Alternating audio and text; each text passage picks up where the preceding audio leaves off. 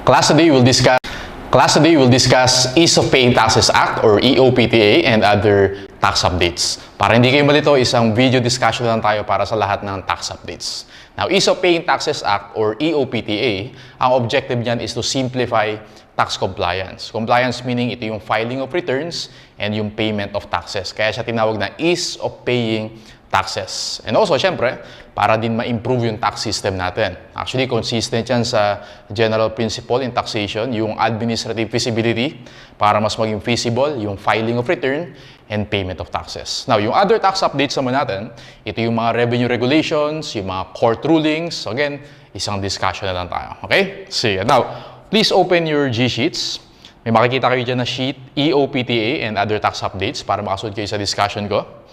O, sige, so open nyo muna. Ang diskarte natin dyan is per topic. Titingnan natin kung alin yung may effect, ano yung mga tax updates. So kung titingnan nyo class yung mga columns, yung first column is before EOPTA, second column is after or under EOPTA, and then naglagay ako ng other tax updates, and then yung last column, naglagay na rin ako ng notes. Okay? So sige, start tayo with general principles. General principles, same before EOPTA, same siya under EOPTA. Basically, wala tayong updates dyan. Sa individuals, actually, same din siya before and after EOPTA. And naglagay ako ng note dyan na the graduated income tax table is always given in the board exam. Again, hindi nyo kailangan i-memorize yung tax table kung ano yung given in the board exam. Laging given yan. Okay? Kung ano yung given, yun yung gagamitin nyo sa computation. Okay? Sige, let's go to next topic. Corporations. Actually, same lang yan. Before EOPTA, under EOPTA, walang changes. Naglagay lang ako ng note. For RSET, syempre, 25% ang gagamitin natin. For MSET naman is 2%. So RSET for regular corporations ay 25%. For MSMEs, 20%. And yung MSET ay 2%. So hindi nyo na kailangan mag-prorate. Okay? 25% RSET for regular corp, 20% RSET for MSME, and 2% MSET. Next topic is partnership, co-ownership, joint venture. Walang difference. So same yan. Estate and trust, same. Gross income, same. Okay, actually, ang first major difference natin under EOPTA is yung deductions. So kung titignan natin dyan, to recall, discussion natin sa deductions, meron tayong requisites para maging deductible ang isang item. Basahin natin class. So before EOPTA, ito yung mga requisites. Number 1, must be ordinary and necessary, paid or incurred within that taxable year, connected to trade or business or exercise of profession, supported by sufficient evidence, not against the law, morals, public policy, or public order. And number 6, if subject to withholding taxes, proof of payment to BAR. Now, under EOPTA, yung number 6 requirement na yan, yung withholding of taxes, ay hindi na requirement for deductibility. So, yun siya. Withholding of taxes is no longer a requirement for deductibility. Naalala nyo ba, class? For example, yung example natin dyan, let's say tayo yung tenant. Ang renta natin is 100,000 per month. So, kailangan natin mag-withhold ng 5% yung CWT sa renta. Tama? So, yung 100,000, 5,000 nun, kailangan i-withhold natin kay BAR bago maging deductible yung buong 100,000. Okay? Hindi na requirement ngayon yan. So, again, ease of paying taxes para mas simplify. Sabi ni BAR, hindi, sige, hindi na requirement yung withholding para maging deductible yung buong 100,000. Okay? Pero take note, yung pag-withhold ay required pa rin, ha? Yung pag-withhold ay required, pero hindi na siya requisite para sa deductibility. Gets? Okay. So, yun yung first major update natin under EOPTA. Okay, next topic. Capital assets, same. Walang difference. Installment reporting, same. Fringe benefits, same. Donor's tax, same. estate tax, same din yan. Okay? Wala tayong any other updates para dun sa mga topics yan. Actually, ang major effect ng EOPTA ay sa VAT, okay? Value added tax. So, tingnan natin. First is, okay, tax based on, so doon mo tayo sa before EOPTA, tax based on sale of goods ay gross sales, okay? Tax based on sale of services ay gross receipts. Pero under EOPTA, whether ang binibenta mo ay goods or services, ang tax base mo na, o kung saan mo i-multiply in 12% is always based on gross sales. Okay? So again, before, kapag sale of goods, gross sales. Pag sale of services, gross receipts. Under EOPTA, whether sale of goods or sale of services, gross sales na siya. Okay? So ngayon, para mas maintindihan natin class, tingin kayo dun sa T account natin. Okay? Imagine meron tayong accounts receivable. May beginning balance tayo na 200,000 and may ending balance tayo na 100,000. Okay? Nagbenta tayo ng 1 million na may sales tayo na credit sales for the period, ang tawag natin dyan class sa 1 million na yan ay gross sales. Okay? Accrual tayo. Ngayon, nakakollect tayo. Tama ba sa AR? Pag nakakollect ka, nag-credit ka. Tama? So, yung collection sa 1.1 million, ang tawag mo dyan class ay gross receipts. Okay? So, basically, yung gross sales, accrual. Yung gross receipts ay cash basis. Okay? So, before EOPTA, yung multiply, pag sale of goods, 1 million times 12%. Pag sale of services, 1.1 million times 12%. Under EOPTA, whether sale of goods or sale of services, yung 12% na yan ay i-multiply mo na sa 1 million. Okay? Yun yung ibig sabihin yan. Sige, next. In line with that, okay, yung next change natin under value-added tax, nakalagay dyan, before EOPTA, sale of goods, ang i-issue natin ay VAT invoice. Sale of services, ang i-issue natin ay VAT official receipt. Ay, wala na nga tayong gross receipts eh. So, ibig sabihin class, whether sale of goods or sale of services, ang i-issue mo na ay VAT invoice. Okay? Always VAT invoice na yan. Sige. Okay, next. Yung VAT threshold natin, alam natin, VAT threshold is 3 million. Okay? Dinagdag lang dun sa tax code natin, nagkaroon lang ng, minention lang dun na i-adjust yung 3 million na yan, okay? Every 3 years.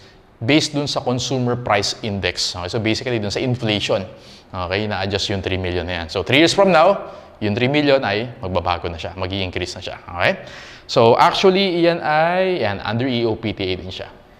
Next natin class, yung fourth item natin ay yung VAT exemption threshold for sale of house and lot and other residential dwellings. So if you remember, actually hindi to under EOPTA, under other tax update yan. Okay? Previously ay 3,199,200 yan. So again, pag nagbenta ka ng house and lot, pag nag-exceed sa ganitong amount, yung threshold na yan, vatable na. Pero pag below dyan ay hindi vatable. Okay? Exempt siya from VAT. Ngayon, ang before 3,199,200, nag-increase na siya ngayon. Okay? Ang 3.6 million na yung gagamitin natin na VAT threshold. Okay? 3.6 million. Actually, may mention din doon na every 3 years ay babaguhin din yan based on the consumer price index. Alright? So, ayan, 3.6 million. Next, VAT filing schedule. Okay, so before EOPTA, yung filing natin ay, actually hindi pala sa EOPTA, other tax updates yan. So before, ang filing natin, ang required ay monthly and quarterly. Okay? Pero ngayon, quarterly na lang ang pag-file ng VAT. Right? So quarterly na lang, wala nang monthly. Okay? So major change yan. Next natin is classification of VAT refund. Before EOPTA, wala tayong classification. Under EOPTA, meron na tayong classifications. Meron tayong low, medium, and high risk na VAT refunds or yung mga taxpayers natin. So, before kasi class, whether maliit yung amount, okay, or malaking amount, same yung process sa tax refunds. Medyo tedious, medyo mahabang proseso yan. Yan, sabi ni BAR. O sige, yung mga low risk and medium risk, mas mabilis na process yan sa refund. Yung high risk, yan na lang yung medyo tedious yung process natin. Okay? So again, ease of paying taxes, mas pinadali niya. So basahin natin class yung nasa G-sheets natin. The VAT refunds will be classified into low, medium, and high risk claims which are based on the amount of VAT refund claim, tax compliance history, and frequency of filing of VAT refund claims, among others. Alright? So yan yung another change under EOPTA. Okay, next. OPT, other percentage taxes. If you remember yung OPT natin class, iyan yung from sections 116 to 127. Okay? So pag binasa mo yun, yung mga tax base nun, okay, before EOPTA ay mix. Yung iba based on gross sales, yung iba naman ay based on gross receipts. Now, parang VAT lang siya ngayon. Okay? Wherein, ang tax base mo na, kapag yung mga transactions subject to OPT ay lagi ng gross sales. Okay? So sa VAT, ang tax base mo, gross sales. Sa OPT, ang tax base mo ay gross sales. Alright? So, pareho na sila. And if you remember sa discussion natin class, yung 3% common carriers tax, nalala nyo, may minention ako sa discussion natin na merong minimum quarterly gross receipts. Okay? Dun sa mga jeepney for hire, sa public utility bus, sa taxis, yung mga ganyan. Wala na nun. Okay? So, before EOPTA, meron pa. Under EOPTA, tinanggal na siya. Wala nang minimum quarterly gross receipts. Okay, sige. Next addition natin class for OPT. Ito major update din to, pero other tax update to ha, hindi to under EOPTA. Number 3, addition of section 125A. Ito yung gaming tax on POGO or yung Philippine Offshore Gaming Operations. So meron na silang 5% gaming tax. Okay? So, kung maalala nyo class, yung amusement taxes natin, di-discuss natin under OPT, yung place for boxing exhibitions, 10%, place for professional basketball games, 15%, Cactus, Cabaret Night, or day clubs, 18%, High Ally, and racetracks, 30%. Meron ng panlima. Okay? So, yung mga Pogo gaming ay subject to 5% gaming tax. Ano ba yung Philippine Offshore Gaming Operators na yan? Ito class yung nag-ooperate ng mga offshore gaming. So, for example, mga online poker, mga sports betting, okay, online bingo, mga ganyan. Okay? So, subject na yan sa 5% gaming tax. Next natin, sa G-Sheets ay yung excise tax, same, walang difference yan. DST, same. Local taxes, same. Okay? Now, preferential taxes, specifically yung under double taxation agreements, ito siya. Other tax update to, no? Yung court, ano ba yung court? It stands for Certificate of Residence for Tax Treaty Relief. Okay? Diniscuss natin yan under double taxation agreement. Before ay required siya i-submit, okay? Ngayon ay hindi na. Okay? Yung court ay no longer needed. Okay? Ang isasubmit na lang yung TTRA or yung Tax Treaty Relief Application. Kung maalala nyo sa discussion natin, double taxation agreement, ito yung para ma-avoid yung double taxation. Or it's either ma-exempt or mas mababa yung final tax. Applicable yan sa mga passive income such as dividends, royalties, and yung mga interests. Okay? So again, ang ipapasa mo na lang, isasubmit mo na document, ay yung TTRA, Tax Treaty Relief Application, yung court hindi na. So if you remember, pinapasa yan dun sa ITAD or yung International Tax Affairs Division ng BIR. Alright? Sige. Ito, marami ding updates ito sa remedies. Okay? So sa EOPTA, so tingnan natin class. Sa remedies, number 1, filing of return on wrong RDO or wrong venue. Before class ay may 25% surcharge yan. Naalala nyo ba yung 25% surcharge? Dalawa kasi yung surcharge siya. May 25%, may 50%. Yung 25%, basically yan yung pag late ka ng filing or late ka ng bayad at yung pag nagbayad ka dun sa maling RDO. Okay?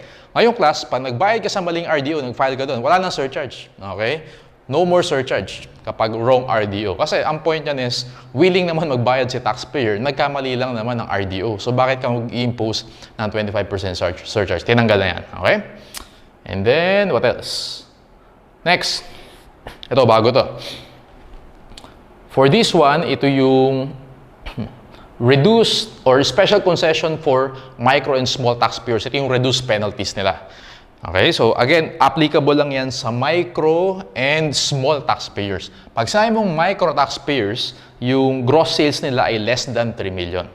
Pag sinabi mong pag sinabi mong micro taxpayers, yung gross sales nila ay less than 3 million. Pag sinabi mong small taxpayers, ang gross sales nila ay 3 million to 20 million. Okay? Now, yung basic surcharge na 25%, dalawa yung surcharge, 25 at 50. Yung 25%, kapag micro and small, 10% lang. Alright?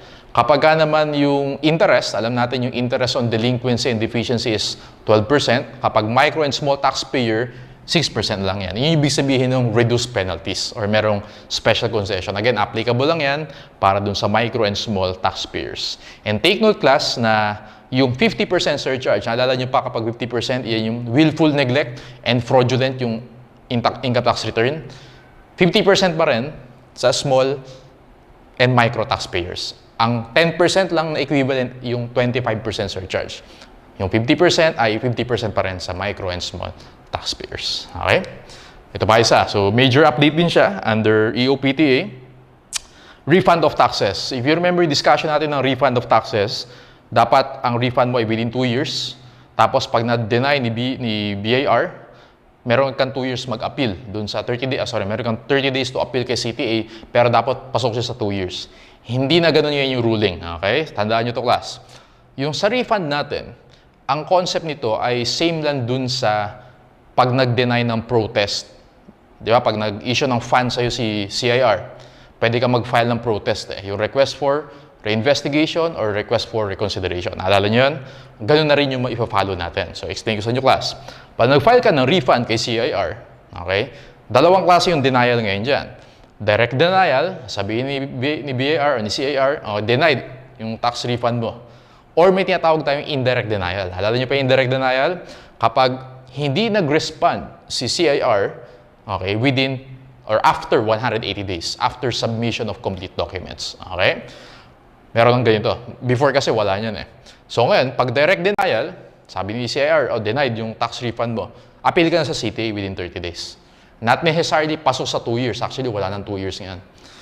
Pag naman indirect denial, nag-lapse na yung 180 days after submission of documents, hindi nag-respond si CIR, ayun, mag-appeal ka na within 30 days. So 180 plus 30, 210 days. Di ba? Yun yung rule natin pagdating sa protest. Naalala niyo pa yan? Ganun din siya pag-refund. Okay? So basahin natin class yung sa G-sheets natin. Refund of taxes, period for the BAR to act on the application, wala. Ngayon ay 180 days na. Ito siya, 180 days. And filing appeal with CTA, dati dapat within 2 years. Ngayon, depende na. Kapag direct denial, within 30 days. Kapag indirect denial, after the lapse of 180 days. Alright, and last one is, preservation of books of accounts and other accounting records. So before EOPTA class ay 10 years yan. Okay, so after or under EOPTA, 5 years na yan. So ano ba ibig sabihin ng preservation of books of accounts? Pag sinabi mong books of accounts class, basically yun yung alam natin sa basic accounting, yun yung mga ledgers, yun yung mga journals. General journal, general ledger, sales journal, cash receipts journal, purchase journal, cash disbursements journal, yung mga ganun. Okay? And also yun din yung, syempre ngayon, medyo may computerized na, pwede Microsoft Excel or yung mga accounting programs, yun yung tinatawag natin na books of accounts. Ngayon, si BAR, nire-require lahat ng mga businesses na yan na i-preserve yung books of accounts nila before ay 10 years, ngayon ay 5 years na. Okay? So lahat ng recording ng daily business transactions, dapat ay i-preserve yan for 5 years. Okay? So yun yung ibig sabihin. Nilagay ko lang siya under filing, pero basically, ayan siya. From 10 years, naging 5 years. Okay? So yan lang. I think na-mention ko na lahat ng tax updates natin. Kung mapapansin nyo, more of theories na naman yan, no? Except yung VAT and OPT na ang tax base mo na ay gross sales. Alright? Sige. So, let's answer our handouts. Nag-prepare ako ng simple handouts. Just summarize lang everything na pinag-usapan natin. Okay, let's go to number 1. The following are requisites for deductibility of expenses, except A, must be ordinary and necessary, yes. B, paid or incurred in a taxable year, yes. C, connected to trade or business, yes. D, supported by sufficient evidence, yes. E, not against the law, morals, public policy, or order, yes. Letter F yung sagot natin. Hindi na requirement to for deductibility. If subject to withholding taxes, proof of payment to BAR. So, again, hindi na requirement yan. So, ulitin ko lang ha, yung pag-withhold ay requirement pa rin. Pero hindi na siya requirement para ma-deduct mo yung expense. Okay, ganun siya. Number 2, statement 1. The tax base for both sale of goods and sale of services is gross sales. So, tama yan. Lagi yan tayong gross sales. Statement number 2, issuance of VAT invoice is a requirement for both sale of goods and sale of services. Whether goods or services, ang ini-issue mo na kapag si seller ka ay VAT invoice. Letter C tayo, both statements are true. Number 3, the VAT threshold of 3 million shall be adjusted to its present values using the Consumer Price Index or CPI every tuwing kailan nating class tuwing kailan i-adjust yung VAT threshold na yan, every 3 years. Okay, so yung 3 million, again, 3 years pa na magbabago yan. Yung 3.6 million, 3 years pa na magbabago din yan. Based on CPI, or basically yung inflation natin every 3 years. Number 4, the VAT exemption threshold for the sale of house and lot and other residential dwellings is 3.6 million. Okay? So, ibig sabihin, class, pagka sumobra na sa 3.6 million, yung presyo ng house and lot, subject to VAT na yun. Pero pag 3.6 million and below, yung presyo ng house and lot, hindi yung subject to VAT. Yung ibig sabihin yan. Number 5, statement 1. Monthly filing is no longer required for VAT returns. Yes, ang required na sa atin ay quarterly. Hindi na tayo required mag-file ng monthly VAT returns. Statement number 2. VAT refunds are classified to low, medium, and high-risk claims based on the amount of refund, compliance history, and the frequency of filing of refunds, among others. Both statements are true. Letter C. So again, yung mga low and medium risk, mas mabilis yung proseso ng refunds nila. Yung high risk, yun yung medyo tedious yung process for refund. Let's go to number 6, statement 1. The tax base for both sale of goods and sale of services subject to OPT from sections 116 to 127 is gross sales. That's correct. Gross sales na tayo kapag OPT. Statement 2, POGOs or the Philippine Offshore Gaming Operators are subject to 5% gaming tax in lieu of all other direct internal revenue taxes and local taxes with respect to gaming income. That's also true. Letter C tayo for number 6. Both are true. Number 7. Which of the following is a document required to be submitted to the International Tax Affairs Division, ITAD, of the BAR to claim tax treaty benefits? TTRA, yes. Yung court ay hindi na kailangan. Okay? So letter A tayo dyan. Tax treaty, relief application, or TTRA, yan lang yung requirements sa atin to claim tax treaty benefits. Letter A for number 7.